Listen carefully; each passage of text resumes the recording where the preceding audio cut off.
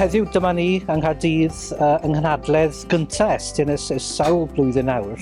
Wir I edrych arno sut mae'r fframwaith yn newid a beth y cynlluniau Estyn y dyfodol. So I'm here today to hear about the new inspection framework for 2024, to learn as much as I can about that moving forward and to share a bit of my own experience as well. Dwi yma heddiw I ddastyn iawn sut bydd ysgolion yn cael ei arolygu. Mae'n hanfodol bod ysgolion yn cael ei arolygu o ran y safonau a sut yn ein darparu addysg, ac felly mae diwrnod fel hyn yn flaenoriaeth yn y dyddiadur sicrhau mod i'n das sut y byddwn yn cael yn arolygu yn y dyfodol. So there's lots of opportunities for us to share our best practice within clusters, maybe across consortia, but this event today allows us to share with everybody across Wales, and I'm sure that everyone will be able to take a little snippet from all of the workshops to help their practice in schools.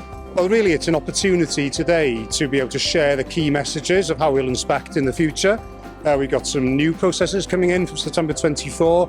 Make sure that we're explaining those changes in a clear way so that stakeholders from across the range of different school providers understand how we'll be approaching inspection moving forward. Yn symud ymlaen, edrych ar rhai o'r egwyddau'n benodol, enghraifft y ffaith bod y 5 maes arolygu yn mynd I gael ei grynhoi yn 2 agwedd gwahanol, felly edrychwn ni ar rheini yn yr ysgol ar ôl I fi ddychwelyd yr ysgol. Wel, dyn ni'n gobeithio bod heddiw wedi bod yn cyfle I ddod ag ysgolion ledled Cymru at ei gilydd, I rwydweithio ac I ddysgu oddi wrth ei gilydd. Dyn ni wedi gweld holl llawer o ddarparwydd heddiw I siarad am beth sy'n gweithio'n dda neu ysgolion nhw, a dyn ni'n gobeithio wedyn bod ysgolion yn defnyddio hwnna I edrych ar ei arfer nhw a falle yn gallu cymryd pethau I ffwrdd ac I ddysgu rhywbeth o'r ysgolion hynny.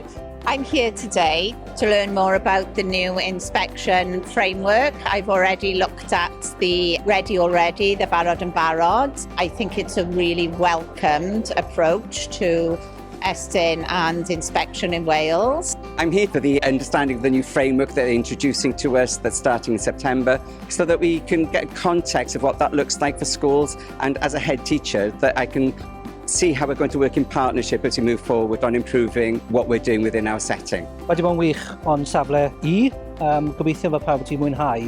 Mae wedi bod yn siawns I ni glywed ac I drafod beth dyn ni'n neud, a gobeithio mae pobl yn cymryd hynny adre.